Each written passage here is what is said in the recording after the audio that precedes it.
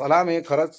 आजच्या त्या नेपाळच्या पंतप्रधानांना, गृहमंत्र्यांना खरंच सलाम आहे माझा मनापासून. म्हाताऱ्याच्या आणि जवानच्या कार्यक्षमतेमध्ये आणि विचार करण्याच्या प्रवृत्तीमध्ये किती फरक असतो हे नेपाळनं सिद्ध करून दिलंय भावान. त्यामुळं सत्ता जवानांच्याच हातात पाहिजे, की जेणेकरून देशाचं नाव किंवा निर्णय घेण्याची कार्यक्षमता जवानमध्ये जास्त असती, म्हाताऱ्यांमध्ये कमी असती. म्हातारं कधीच काम करू शकत नाही. अनुभव असतोय म्हाताऱ्यांकडं, मला ती गोष्ट मान्य आहे भावांनो. परंतु तडक फडक निर्णय घेण्याची हिंमत म्हाताऱ्यात नसती. शेवटी देश आपला प्रगती कोणत्या पद्धतीनं आणि कशा प्रकारे करल हा फक्त जवान माणूसच विचार करू शकतो, म्हातारा नाही. तर तुम्ही आय दिन न्यूज बघतच असताल. तर बघा की त्यांनी डायरेक्टली खाजगी शाळा टोटली बंद केलेल्या आहे. VIP ट्रीटमेंट म्हणजे स्वतः मी पंतप्रधान आहे व माझ्या गाडीला असंख्य असे फौज फाटा माझ्या सोबत पाहिजे आणि सामान्य जनतेला त्रास झाला पाहिजे असं वागणं देखील नेपाळच्या राज्यकर्त्यांनी सोडलेलं आहे. नेपाळ लवकरच भारतापेक्षा कितीतरी पटीनं वेगानं प्रगती करेल मित्रांनो. आपला भारत का करत नाहीये त्याला जबाबदार आपण स्वतः पब्लिक आहोत. नेपाळचे जे राजकारणी लोक आहे ना, या अगोदर राजकारणात होतेच असं नाहीये किंवा वंश परंपरेगत राजकारणाच्या गद्दीवर बसले असं देखील नाहीये. भारतात कसं आहे माहितीये का, की भारतामध्ये आमदारचा मुलगा राजकारणीच होणार, मुख्यमंत्र्याचा मुलगा राजकारणीच होणार. भारतामध्ये एक लाजिरवाणी गोष्ट आहे की सरकारी शाळा बंद पडताय आणि खाजगी शाळा डेव्हलप जास्त होत आहे. जो तो उठलाय खाजगी शाळा उघडतोय आणि याला कुठंतरी पाठबळ मंत्र्यांचं आहे. भारतात स्थिती कशी झाली माहितीये का सध्याची? गरीब गरीबच राहणार, पैशावाला माणूस पैशावालाच होत जाणार. ही विषम परिस्थिती कधी बदलणार? ही परिस्थिती बदलण्याची वाट बघणार का? सगळ्यात मोठा प्रश्न आहे मला तुम्हाला.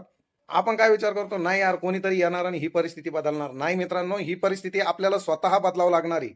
जोपर्यंत आपण जागरूक होत नाही, साक्षर होत नाही ना, तोपर्यंत ही परिस्थिती बदलत नाही. मला अभिमान आहे की नेपाळमध्ये भ्रष्टाचाराविरुद्ध डायरेक्ट असं म्हणजे जन आंदोलन झालं होतं, की ते जन आंदोलन सरकारच्या अवाक्याच्या बाहेर गेलं. सलाम आहे खरंच.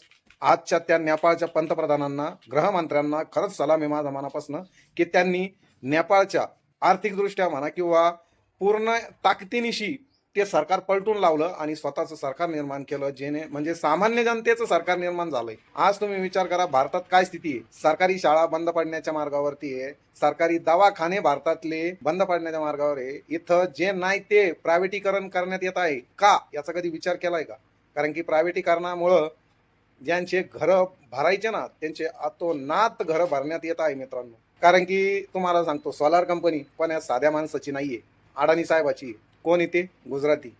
त्यानंतर तुम्ही ऑब्झर्व करा की जेवढ्या काही प्रायव्हेट शाळा आहे यात कुठंतरी मंत्री इन्व्हॉल्व आहेत. जेवढ्या काही प्रायव्हेट दवाखाने आणि एक समाज भ्रम निर्माण झालाय की माझा मुलगा प्रायव्हेट शाळा शिकल्यानंतर शिक्षित होईल किंवा काहीतरी अधिकारी बनल. परंतु तुम्ही एक विचार केलाय का, की साधारण तुम्ही एक सर्च करा की भारतामध्ये जेवढे काही अधिकारी आहे, क्लास 1 अधिकारी किंवा आपले शाळा मास्तर, वकील वगैरे कोणताही पकडा, हे सर्व जिल्हा परिषदेचे विद्यार्थी आहे. तर मी हेच म्हणणार की आपली सरकारी शाळा वाचवा, खाजगी शाळेत मुलं शिकवू नका आणि शक्यतो उपचार देखील आहे ना सरकारी दवाखान्यातच घ्या, की जेणेकरून कमीत कमी हे दवाखाने शाळा वाचल्या पाहिजे. त्या गरिबांसाठीच आहे मित्रांनो. कारण की तो देखील माझ्या मुलाला चांगलं भेटलं पाहिजे, माझ्या आई-वडिलांना किंवा माझ्या मुलाबाळांना याची आरोग्याची ट्रीटमेंट व्यवस्थित भेटली पाहिजे. आपण त्यामुळं काय करायला लागलो, की डायरेक्टली खाजगी दवाखान्यात पळायला लागलो. त्यामुळे या सरकारी सगळं बंद पडण्याच्या कगारवर आहेत. एवढंच नाही तर सरकारी पोस्ट किंवा पत्रव्यवहार करतो, हे पोस्ट देखील तोट्यात चालू आहे सध्या. का? तर प्रायव्हेट असंख्य अशा कुरिअर सेवा उपलब्ध झालेल्या आहे, की त्या म्हणजे पोस्टापेक्षाही फास्ट सर्व्हिस देत आहे. पण तुम्ही विचार केला का, की त्यांचे शुल्क जे आकारले जातात त्याचं गणित कसं आहे? तुम्ही साधं छत्रपती संभाजीनगरवरनं मुंबईला जरी काही पोस्ट म्हणजे नुसतं एक पोस्ट जरी पाठवायची ना, तरी पण ₹100 घ्यायला लागले. आणि पोस्टात ₹40 जातात, ₹40. जाऊ द्या ना, दिवस शिल्लक जाऊ द्या. परंतु सरकारी तिजोरीत जर पैसा जमा नाही झाला ना, तर तुमची आमची प्रगती कोण करणार? विचार करा याच्यावर. तर आजचा व्हिडिओ तुम्हाला कसा वाटला? आवडला असेल तर लाईक, शेअर, कमेंट, सबस्क्राईब आणि एक आजचं बटन नक्की दाबा. MS20 ट्रॅव्हल विथ RDM या चॅनलला पुन्हा भेटूया पुढच्या व्हिडिओत. तोपर्यंत रामकृष्ण हरी.